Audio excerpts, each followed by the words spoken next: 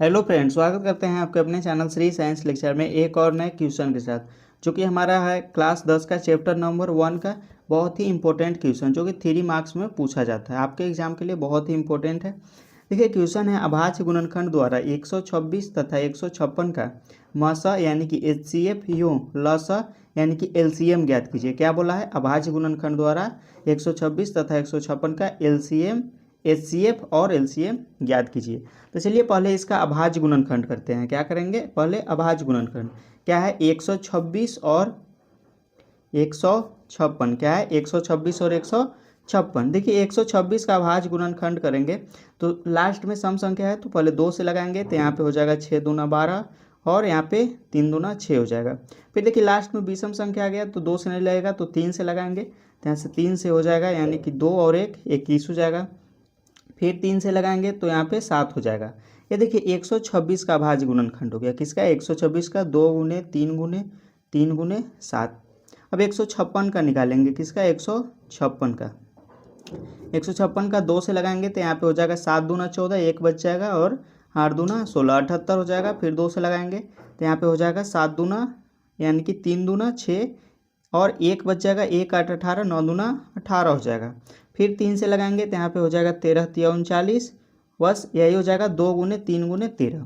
देखिए 156 का जो अभाज्य गुणनखंड हो जाएगा 2 गुने 2 गुने 3 गुने 13 हो जाएगा। क्या हो जाएगा? 3 गुने 13 हो जाएगा। तब यहाँ पे बोला है कि मस और लस ज्ञात कीजिए। मस चलिए पहले यहाँ पे हम ज्ञात करते हैं। क्या ज्ञात करेंगे? सबसे पहले मस, इसी को हम HCF बोलते हैं। यहाँ पे देखिए HCF कैसे निकालते हैं। देखिए 126 का अभाज्य गुणनखंड और 156 का अभाज्य गुणनखंड दोनों में देखेंगे कि कॉमन क्या है, यानी कि 126 में भी 2 है और 156 में भी 2 है। क्या है? 2 है, तो इसको हम कवर कर लेंगे, यानी कि 126 और 156 दोनों में जो मिलेगा वही HCF होगा। तो एक हमारा 2 मिला, और फिर देखेंगे यहाँ पे 2 है तो ऊपर में 2 नहीं है तो 2 नहीं होगा।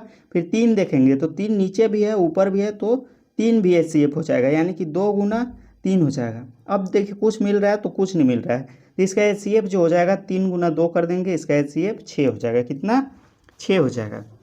जो दोनों में मिलता है वही HCF होता है। क्या होता है? HCF होता है, यानी कि ऊपर में भी रहना चाहिए और नीचे में भी वही कॉमन जो होता है वही HCF होता है। अब यहाँ पे इसको चलिए लसा ज्ञात करते हैं। क्या? लसा, इसे LCM बोलते हैं।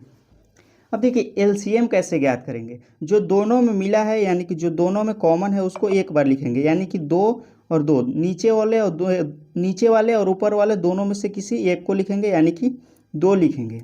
फिर जो बच गया उसको लिखेंगे, यानी कि गुना में 3 लिखेंगे। फिर जो दोनों में कॉमन है उसको लिख लेंगे, यानी कि गुना 3 हो जाएगा। अब देखिए यहाँ पे गुना में फिर 7 लिखेंगे। फिर नीचे वाले में आएंगे तो नीचे में भी गुना में 2 लिखेंगे, और कॉमन वालों को ऊपर लिख लिए हैं तो फिर से नहीं लिखेंगे, गुना में 13 लिखेंगे। देखिए फिर से यहाँ पे समझिए, जो दोनों में कॉमन है उसको एक बार लिखेंगे, यानी कि 2 गुना 3 लिख लिए, और जो बच गया उस सबको लिखेंगे, यानी कि 3 को लिखे, फिर 7 को लिखे, फिर 2 को लिखे और फिर 13 को लिखे। तब इसको चलिए गुना कर लेते हैं। यहाँ पे देखिए 3 दूना 6 हो जाएगा और 6 छत्ती 18 हो जाएगा, और 18 दूना 36 हो जाएगा। कितना? 36 हो जाएगा। 36 गुना 13 36 गुना 91 करेंगे तो यहाँ पे हमारा हो जाएगा 3276 हो जाएगा। क्या हो जाएगा? 3276। यही देखिए हमारा LCM हो जाएगा। देखिए फिर से इसको समझिए, इन दोनों को बोला है कि अभाज्य गुणनखंड लीजिए, अभाज्य गुणनखंड लेके और मस और लसा ज्ञात कीजिए, यानी कि HCF और LCM। देखिए HCF कैसे ज्ञात करते हैं? जो दोनों में कॉमन रहता है वही HCF होता है, यानी कि 2 कॉमन है और 3 कॉमन है तो 2 गुना 3 यानी कि 6 हो जाएगा। और LCM क्या होता है कि जो एक बार कॉमन है उसको एक बार लिखेंगे, और जो बच गया है उसको लिखेंगे, यानी कि 3 7 2 और 13 बच गया है उसको भी एक बार लिखेंगे, और जो कॉमन है 2 और 3 उसको भी लिखेंगे।